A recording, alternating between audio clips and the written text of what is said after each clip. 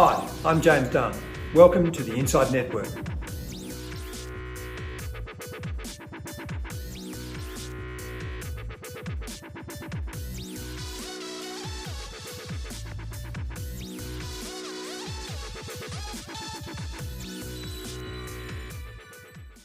Welcome to INDepth, and my guest is Emanual Datt, Managing Director of Datt Capital. Thanks for having us, James. It's a pleasure, Emanuel.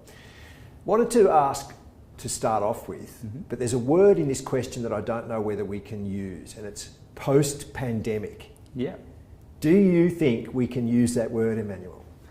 I think we can. I think the vast majority of the world has moved past the circumstances of the past 2 years, and I think rightfully so.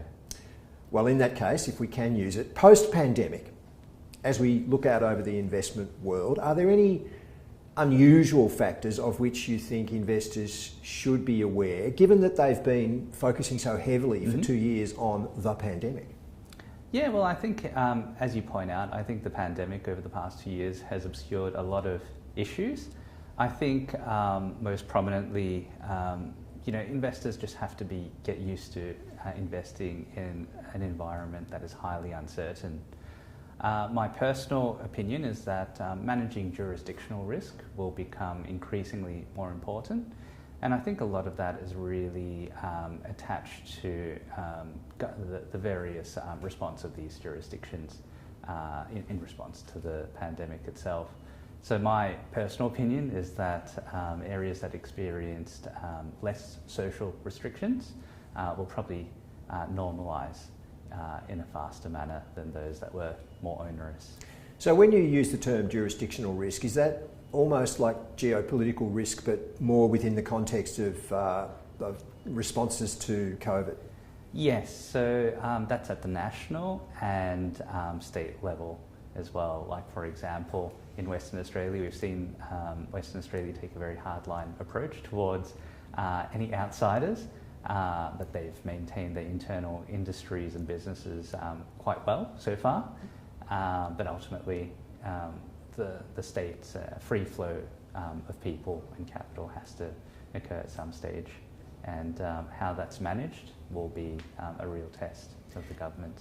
It's interesting sitting here and using the term post-pandemic, and we've had 2 years of it, obviously.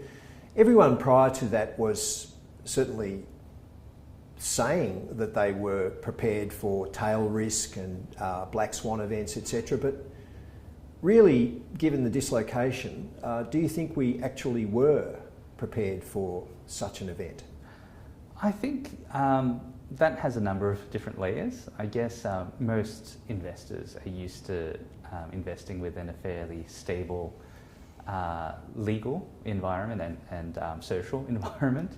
And as we've seen demonstrated over the past couple of years, there have been vast changes in society. So that's just added an extra dimension to all the other factors that we would normally consider.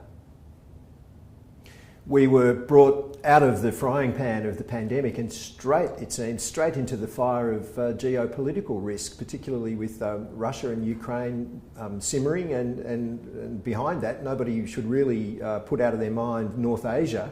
Yeah. And China, Taiwan, and we could even throw North Korea in there as a perennial problem. Yeah. So are investors, how are they handling the geopolitical risk that seems heightened at the moment? Yeah, I think a lot comes down to the selection of the various sectors that investors can obtain exposure to, but also the location of the assets within those particular sectors itself. As you mentioned, Ukraine and Russia tensions are ongoing at this point, and there's probably a risk of sanctions against the Russian nation, as well as supply disruptions from the Ukraine as well. So I think it's quite important to understand the effects of these sanctions in a holistic global context from a range of different commodities or production outputs of Russia and the Ukraine, and that analysis will help guide investors to the best outcome. $120 oil could well appear and that is the world ready for that? It's almost another interest rate rise, and when interest rates themselves are on the rise. Yeah, absolutely. And I think this is going back a bit of history for you, but back pre-GFC, I believe oil spiked at over $150 a barrel. So, and that's obviously in nominal terms. So in real terms, I think at around the $100 level, it doesn't look too extreme at this point. And as you say, oil over $120 a barrel could be very well a reality in a short period of time. And wouldn't that just bookend the crazy couple of years we've had, Emanuel, from that nobody ever imagined that oil could go negative, at least on a couple of futures contracts, but it did, and then 2 years later be heading back to touching three figures. It just really does bookend how amazingly circumstances can change. Yeah, absolutely. And I think a lot of it comes down to the big disruption in demand that the pandemic caused over the past 2 years. And now we're seeing that as societies open up worldwide, we're seeing that demand come back, whereas supplies remained relatively fixed. So I think it's going to be very, very interesting in that particular sector going forward. Another term that has come to the fore, and it's a term we've known about and used many, many times in the past, but not so much recently, inflation. Yeah. What are your views on inflation at the moment, and what possibly could be the story there with respect to interest rates? Yeah, sure. So as I mentioned, inflation, to me, it seems to be driven more by supply shocks and the reversion of demand, rather than purely being driven by interest rate policy. I think a lot of the inflation ultimately comes down to the structures of particular economies. For example, here locally in Australia, for a lot of our basic services, we rely heavily on cohorts like international students and immigrant workers. And now that many of these workers have gone, we're seeing cost inflation in the price of labour quite dramatically. But also the rise in shipping rates as well has obviously affected us as a heavy importing nation, I'd consider us as. So in the general cost of goods and services, I think that we've definitely been affected just purely because of the cost of shipping. But it's not just Australia in isolation, I should point out. It's the whole world that's experiencing this dynamic at present. So what's your view, Emanuel, on interest rate rises in 2022? Do you think the markets will force the issue with the central banks? Yeah, well, I think that ultimately we have to refer back to RBA policy. Their policy is basically to maintain annual CPI, which is a measure of inflation, between 2 to 3%.